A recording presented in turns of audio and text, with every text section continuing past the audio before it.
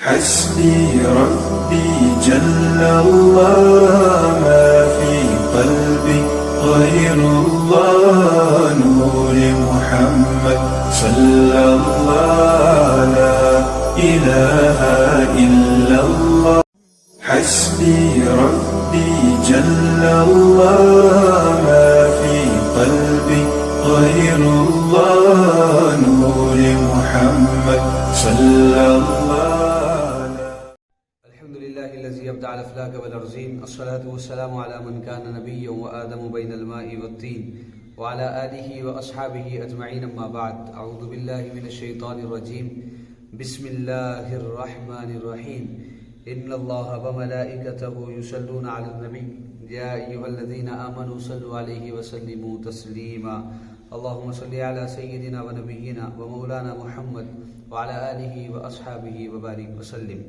لي خمسة نطفي بها حر الوباء الحاطمة المصطفى والمرتضى وابناهما والفاطمة معزز و مکرم ناظرین محترم السلام علیکم ورحمۃ اللہ وبرکاتہ۔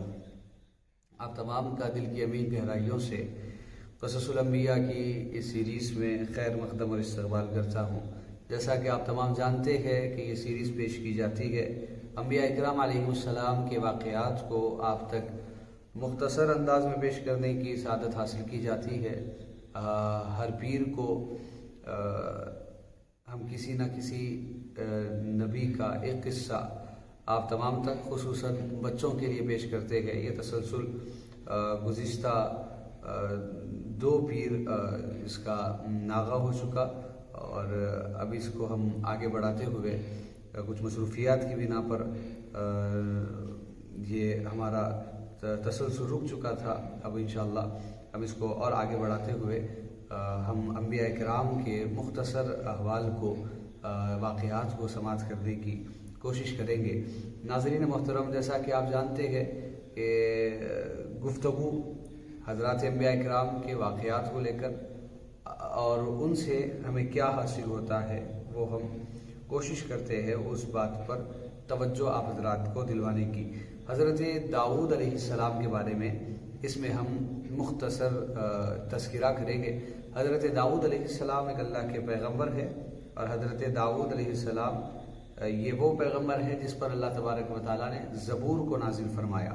اللہ تعالیٰ کی جو آسمانی کتابیں ہیں، جو بڑی جو کتابیں جو مشہور ہے 4 کتابیں ہیں، ان میں سے ایک کتاب ہے زبور جو حضرت داؤد علیہ السلام پر اللہ تبارک و تعالیٰ نے نازل فرمائی۔ یہ حضرت داؤد علیہ السلام ہے اور ان 4 کتابوں میں قرآن مجید ہے، تورات ہے، زبور ہے، انجیل ہے اور قرآن مجید۔ یہ 4 کتابیں ہیں۔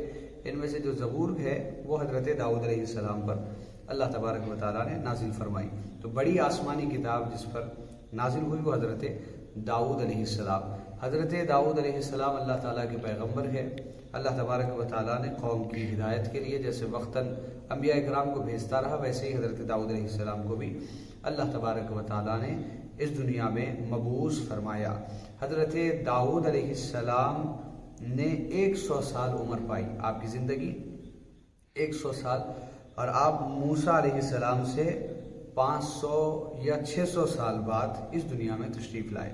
600 سال بعد آپ کی اس دنیا میں تشریف آوری ہوئی اور حضرت سلیمان علیہ السلام حضرت داؤد علیہ السلام کے بیٹے گئے، یعنی آپ حضرت سلیمان علیہ السلام کے والد محترم ہیں حضرت داؤد علیہ السلام۔ حضرت داؤد علیہ السلام رات کا حصہ عبادت میں گزارتے اور آپ روزہ بھی رکھا کرتے اور ایک دن روزہ رکھا کرتے، پھر ایک دن افطار، یعنی آپ اپنے نفس کے ساتھ جہاد کرنے والے حضرت داؤد علیہ السلام رات کے ایک حصے میں اب اللہ تعالیٰ کی عبادت کرتے، کچھ حصہ نیند لیتے، پھر رات بھر اللہ تبارک و تعالیٰ کی طرف اپنے آپ کو مصروف رکھا کرتے، یعنی بہت زیادہ کثرت سے عبادت کرنے والوں میں حضرت داؤد علیہ السلام کے نام کو شامل کیا جاتا ہے۔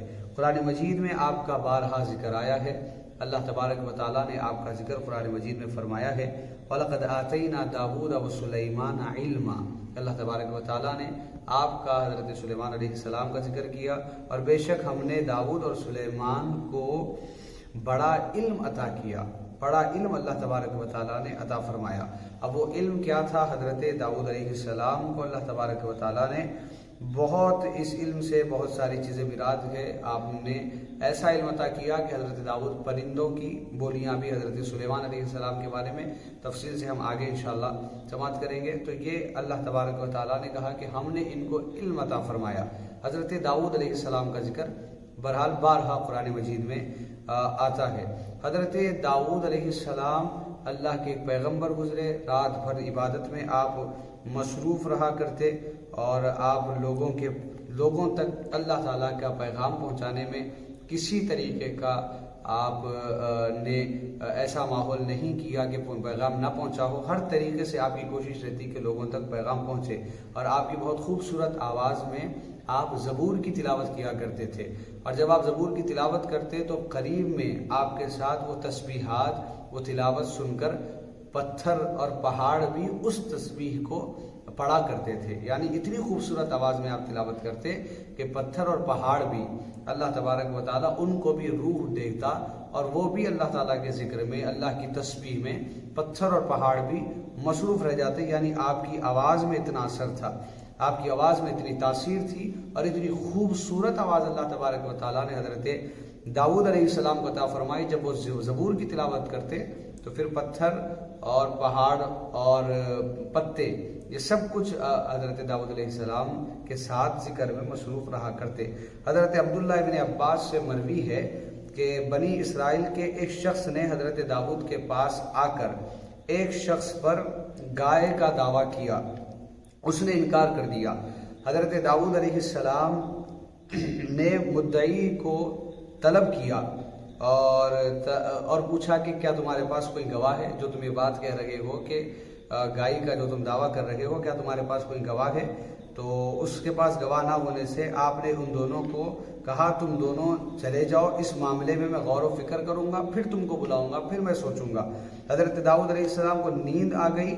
آپ کو خواب میں کہا گیا کہ مدعی کو یعنی دعویٰ کرنے والے کو قتل کر دیا جائے، تو آپ نے یہ سمجھا کہ یہ صرف اللہ کی طرف سے ایک خواب ہوگا، تو اس کو آپ نے عمل نہیں کیا۔ پھر دوسری مرتبہ یہی آیا کہ اس مدعی دعویٰ کرنے والے کو قتل کیا جائے، تو پھر آپ نے اس بات کو بھی خواب سمجھ کر چھوڑ دیا۔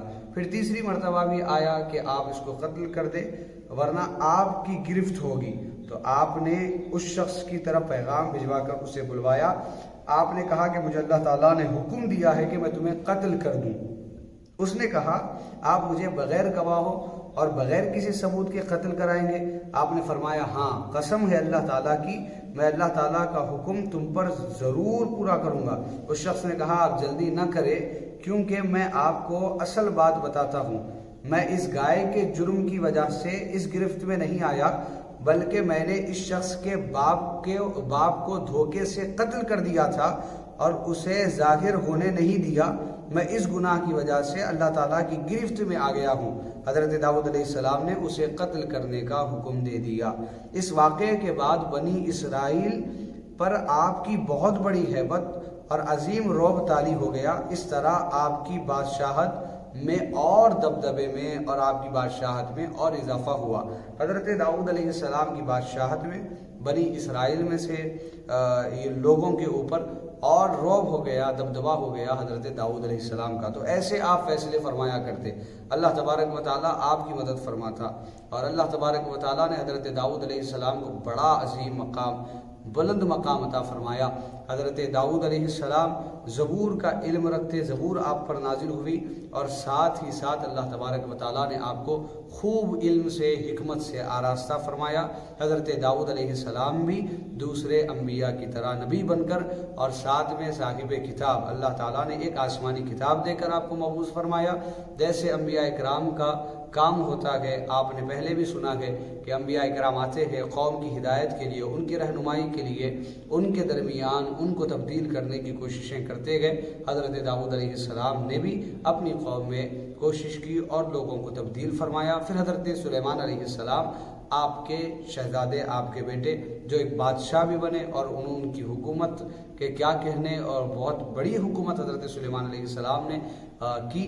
تو اس کا ہم انشاءاللہ اگلا پھر ہم حضرت سلیمان علیہ السلام کے بارے میں کچھ مختصر آپ کے سامنے پیش کرنے کی سعادت حاصل کریں گے۔ الغرض عزیز بچوں، حاصل اس سے یہی ہوا ہے کہ اللہ تبارک و تعالیٰ کے جو نبی ہوتے ہیں اور رات بھر عبادت کرنے والے، روزے رکھنے والے، اپنے نفس کے ساتھ جہاد کرنے والے، یعنی اپنی خواہشات کو روکنے والے، خواہشات کو روک کر زندگی گزارنا، حقیقت میں خدا تعالیٰ کی طرف اپنے آپ کو رکھنا اور اس کی محبت اپنے دل میں بسانا اور پائے جانے کی ایک علامت ہے کہ اپنے آپ کو صرف خدا کے لیے، خدا کے ذکر کے لیے مصروف رکھا جائے اور اللہ تبارک و تعالیٰ کی عبادت میں مصروف رہا جائے۔ اللہ تعالیٰ سے دعا ہے اللہ تعالیٰ ہم تمام کو ان پر عمل کرنے کی توفیق عطا فرمائے۔ وآخر الدعوانا ان الحمد للہ رب العالمین۔